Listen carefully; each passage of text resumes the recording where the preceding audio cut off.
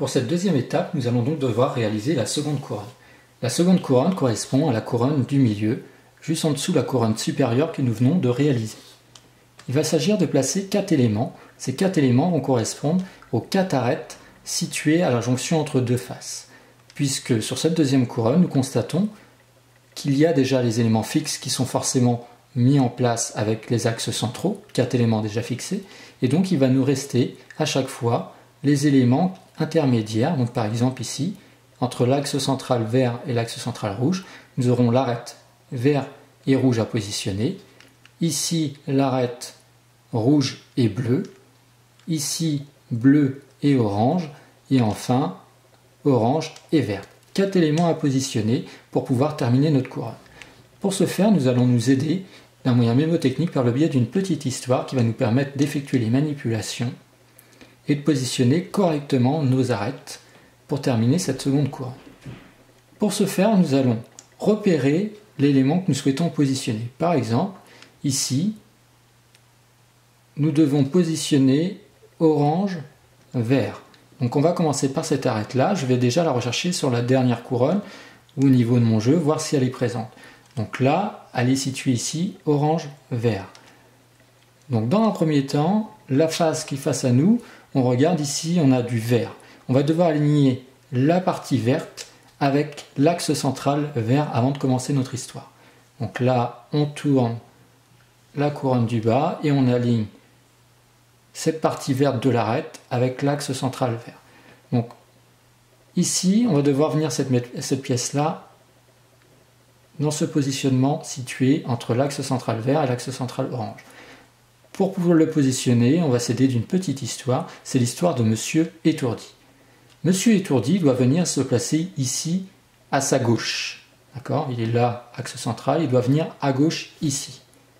Mais comme Monsieur Étourdi ne respecte jamais ce qu'on lui dit, lui, il décide de partir à droite. Il part donc à droite, je déplace la couronne du bas vers la droite. Voyant qu'il part à droite, ses amis descendent et le rappellent. Donc les copains de Monsieur Étourdi descendent et viennent le rappeler.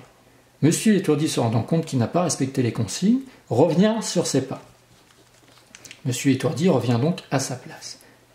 Ses copains, se rendant compte que Monsieur Étourdi est revenu, remontent.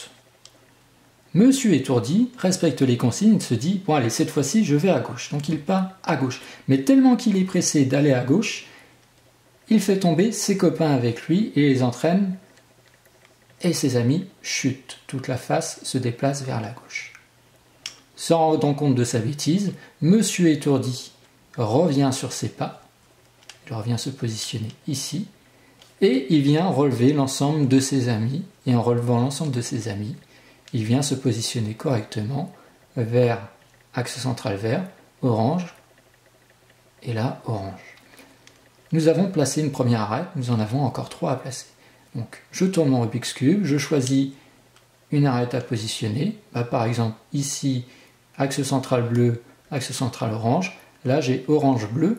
Elle est déjà placée dans l'axe, je n'ai pas besoin de bouger. Maintenant, je vais devoir la mettre là, donc on va refaire l'histoire de Monsieur Étourdi. Monsieur Étourdi doit aller à gauche et il décide de partir à droite. Voyant qu'il ne part pas dans la bonne direction, ses amis descendent et le rappellent. Monsieur Étourdi revient sur ses pas.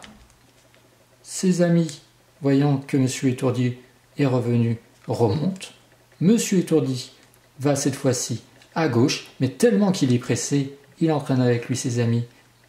Ses amis chutent. Se rendant compte de sa bêtise, Monsieur Étourdi revient et remonte ses amis. Et l'arête vient de se placer correctement. On va poursuivre. Ici, nous avons rouge et vert. Celle-ci, elle devrait être là. Donc pour le moment, on ne peut pas la positionner. On va regarder si nous avons quelque part la bleue et la rouge qui doit aller là. Et bien, on voit que les deux sont inversés. Donc pour ce faire, on va devoir libérer une des arêtes. On va faire Monsieur Étourdi avec peu importe quelle arête, de manière à venir placer une arête ici pour que celle-ci vienne se libérer afin qu'on puisse après la placer dans le bon endroit. Donc là, on va dire que c'est notre Monsieur Étourdi qui va venir cette fois-ci à droite. On va faire l'histoire à droite. Donc Monsieur Étourdi, qui est ici en jaune et vert, doit aller à droite. Comme il est étourdi, il part cette fois-ci à gauche. Ses copains descendent et le rappellent. Monsieur étourdi revient sur ses pas. Voyant qu'il revient sur ses pas, ses amis remontent. Monsieur étourdi continue sa route pour aller se placer à droite, mais tellement qu'il va vite, il entraîne ses copains et les fait tomber. Se rendant compte de sa bêtise, monsieur étourdi revient sur ses pas et relève ses amis. Cette manipulation-là nous a permis de libérer la pièce qui était là, la verte et rouge, et nous permet dès à présent de pouvoir la mettre ici. Donc on va la rechercher sur notre jeu.